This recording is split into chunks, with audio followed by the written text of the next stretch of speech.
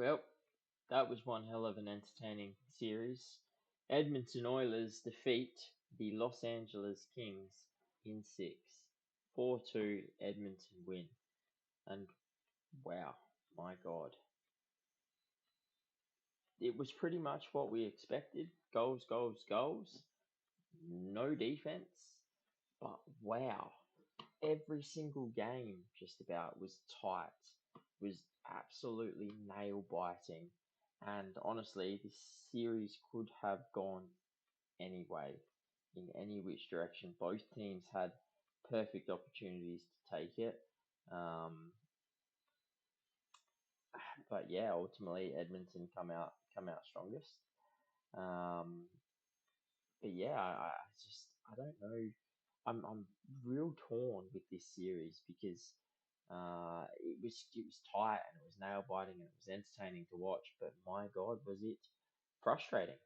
It was probably some of the worst defensive efforts I've ever seen. And the funniest part is largely it was Edmonton who were putting up those really poor defensive efforts. Um, However, they're the ones who are moving forward. So yeah, interesting. I mean, it was definitely worth watching. I don't think any viewers would have gone away from these games thinking, "Oh, I'm not entertained. That was crap." They were all nail biters. You look at the first four games. I mean, game one, 4-3 overtime, um, and it always seemed to be just a tight affair as well. Like you look at it, uh, obviously they score the power play goal to win it, which we'll touch on in a minute. But they were 3-1 up Edmonton in the first, and Andy Kopitar scores with 17 seconds to go in the third to make it 3-all and send it to overtime for LA Kings to ultimately win it. That happened quite regularly. Like just you look at game three, went to overtime. Again, it was in the second where they leveled it, but the Kings leveled it in the second to ultimately take it to overtime and win it. And then you look at the game Edmonton won in game four. They were trailing. They score a goal late, which is actually one of the things I'll touch on. Evander Kane scores with only about 3 minutes to go in the third, take it to OT, and to ultimately win it. The thing, I really think that this was the turning point. Ultimately, Edmonton went on to win the next two games. Not, I won't say easily. They won game five relatively easily, but game six was definitely a back and forth affair, and they really only just got over the line. Um, but yeah, the game four switch, I think the Kings just ultimately missed a perfect opportunity there. Like they were, they were 3-0 up first and foremost, and then Edmonton came back in the second to make it 3-all. But the Kings dominated the play in that third period. They made it 4-3, and they were just walking into their offensive zone. Like Edmonton, I remember watching it and I legitimately thought that the Kings were on a 5-on-3. They were entering the zone that easily, but they weren't. It was 5-on-5. It was normal play. The Kings just couldn't get past, and it was insane to me what I was watching. Like I was like the Oilers are going to get absolutely destroyed here if they don't do something, and they just the Kings couldn't put it on the board, and before you know it, it was game over. Basically, it was good night. It was Evander Kane puts a goal in the back of the net, and they lose in overtime. And it was just one of those games where I looked at it and went, "Well, sorry lads, but you've legitimately just lost. You've lost. You potentially lost a 3-1 lead, and now you've handed the momentum back into Edmonton's favour. They go home to Edmonton from there. So rather than taking a 3-1 lead, and going back to Edmonton.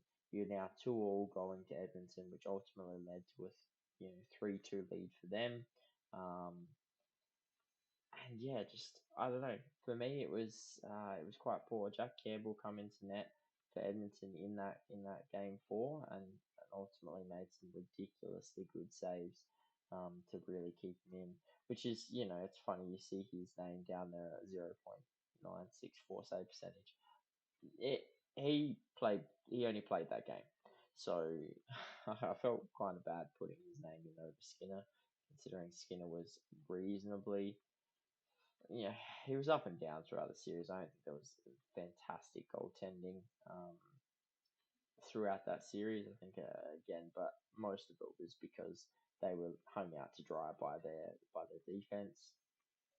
But yeah, ultimately, I think the Kings lost a perfect opportunity to take a 3-1 lead, and ultimately that led to probably their downfall in the series, because you know how deadly and dangerous the Oilers are. If you don't take your opportunities, they will bite you. And when they are defending that poorly, you can't not make them pay. And yeah, it's insane. But at the end of the day, the Kings are gone. Um, I don't think this is the end of the Kings. I think the Kings have a relatively bright future. I wasn't expecting the Kings to go too far in this series, even if they won this series. I was expecting them to pretty much bow out in the second round. I just think they need a few more pieces. They've got the pieces there to be a good team. They've just got to add some goaltending for is their first issue. And secondly, they just need some extra pieces on that defense. I think they've got a reasonably okay game plan and game style, but again, they really do need to shore up that defense um, and special teams, because their special teams were trash all season.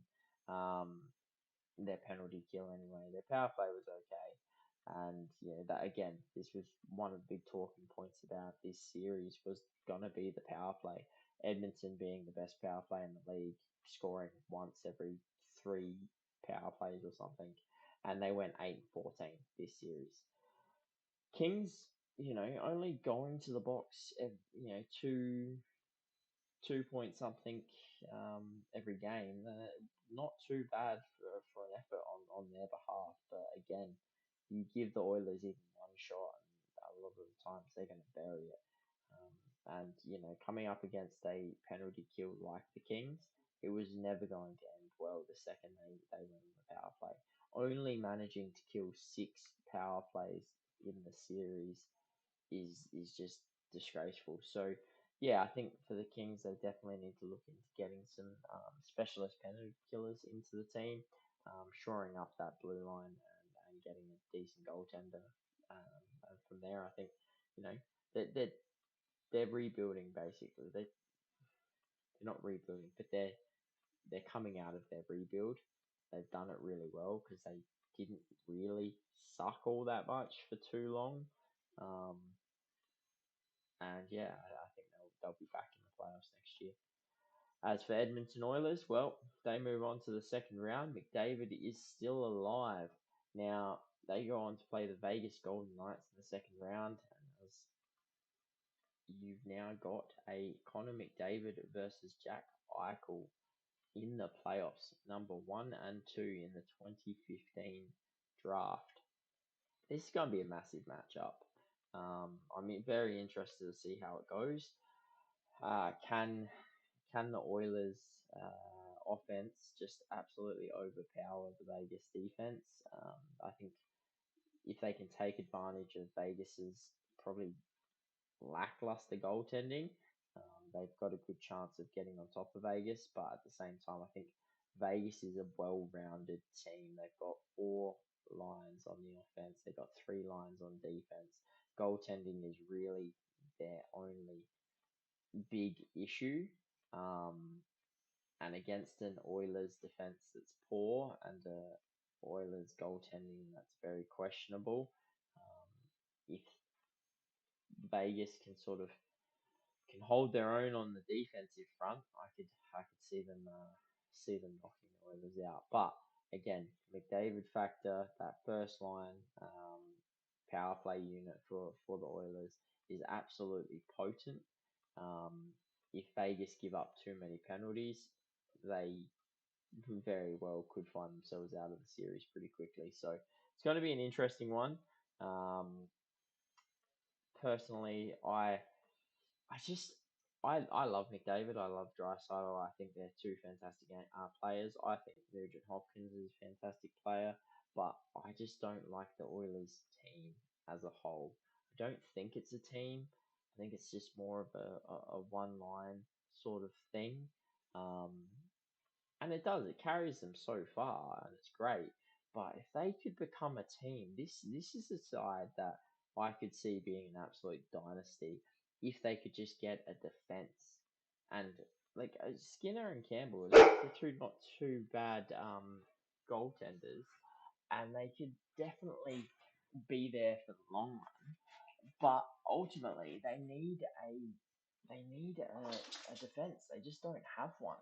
So if they can get something in the off season, or I mean, it's not over for them at all by any means in any stretch in this series. However, if they do get kicked out, I think they've really just got to go hard at getting some decent defensive defensemen in to just really shore up that blue line and then find themselves some really grinding third and fourth liners that are going to produce. And these guys could become an absolute dynasty.